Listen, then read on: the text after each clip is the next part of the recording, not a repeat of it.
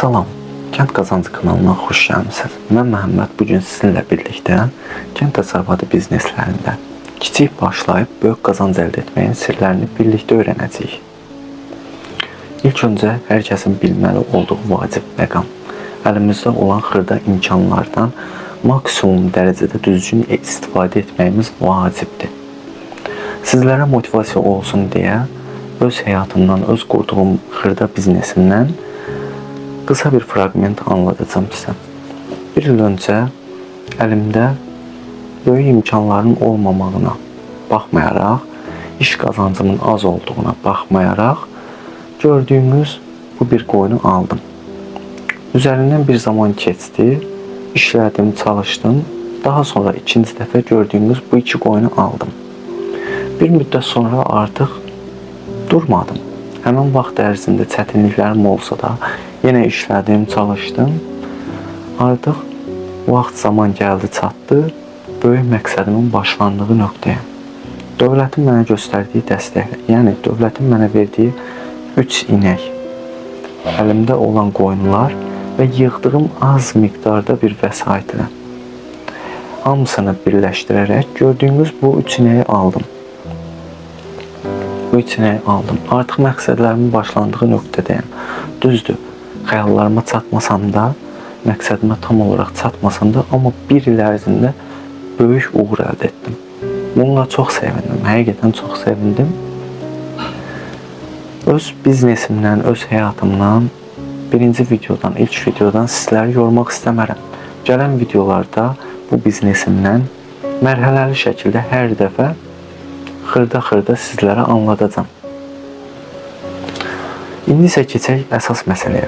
Əsas məsələ kənd təsərrüfatı bizneslərində uğur əldə etməyin sirləri. Bunlar hansılardır? Öncə hər kəs bir mənalı şəkildə bunu bilməlidir ki, kənd təsərrüfatı biznesləri başqa bizneslərdən fərqli olaraq risk almağı qətiyyən sevməz. Bu işlərdə praktikası olmayan insanların düşündüyü, bildiyi tək bir şey var. Kənd təsərrüfatı bizneslərində yaxşı gəlir var, yaxşı pul var, lakin kənd təsərrüfatı bizneslərində də başlamaq üçün yaxşı pul lazımdır. Bir təsərrüfatçı olaraq mən bu fikirlərdən qətiyyən razı deyiləm. Başlanğıc kiçik olmalıdır. Sənin əlində imkanın olsa böyük başlamağa, yenə başlama. Çünki böyük başlanğıc səni uğura deyil, çökə aparacaq. İndi isə öz təcrübələrimə əsaslanaraq və araşdırdığım məlumatlara əsaslanaraq bu biznesləri, kənd təsərrüfatı sistemini qurmaq üçün, yaratmaq üçün vacib olan 3 əsas başlanğıcı sizlərə danışacağım. Birinci başlanğıc. Öncə başlamaq üçün düzgün sahə seçməlisən. Bunlar hansılardır? Birinci, yaşadığın ərazi. İkinci, əlində olan imkanlar. Məsələn, sən yaşadığın ərazidə, rayonda, kətdə inək saxlayanlar çoxluq təşkil edirsə, sənin inək biznesi qurub, xırda biznesinlə irəli getmək, uğur əldə etmək faizin aşağı düşər.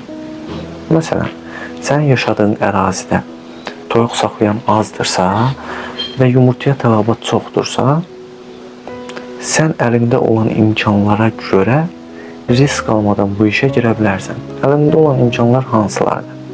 Sənin ərazin, sənin torpaq sahən, sənin aylıq gəlirin.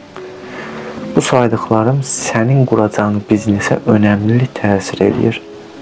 Unutmayaq ki, düzgün seçilməmiş bir biznes, düzgün atılmamış bir addımlar səni uğura yox, uğurdan öncə bitirməyə məcbur eləyər.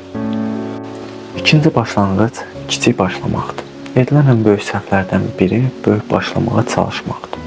Hansı sahəyə girirsən gir, öncə kiçikdən başla.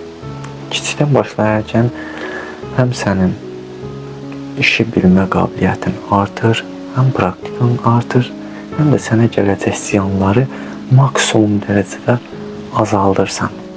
Ucuz qiymətə qarşısını ala bilirsən, ziyandan qaçınırsan. Kiçik başlamaq zəif başlamaq deyil, kiçik başlamaq ağıllı strategiya ilə başlamaqdır. Üçüncü başlanğıc satış edib əldə olunan gəlirin yenidən həmən işə yatırılmasıdır. Satış etmək üçün öncə yaxşı reklama ehtiyacınız var. Yaxşı reklam etmək üçün müxtəlif sosial şəbəkələrdə öz hesabınızı yaradın, öz məhsulunuzu özünüz reklam eləyin. Yaxşı gəlir əldə etmək istəyirsənsə, öz məhsulunu çalış alıcıya birinci əldən, yəni özün sat. Sənin məhsulun ikinci əldən alıcıya satılırsa, sənin qazancın, sənin gəlirin 5-10% arası aşağıya düşür. Bu da sənin irəliyə getməyinə mənfi təsir göstərir. Əgər biznesinin irəli getməyini istəyirsənsə, çalış ilk başlanğıcda olan qazanclarını yenidən işinə yatır. Öz biznesinə yatırım etməyə çalış.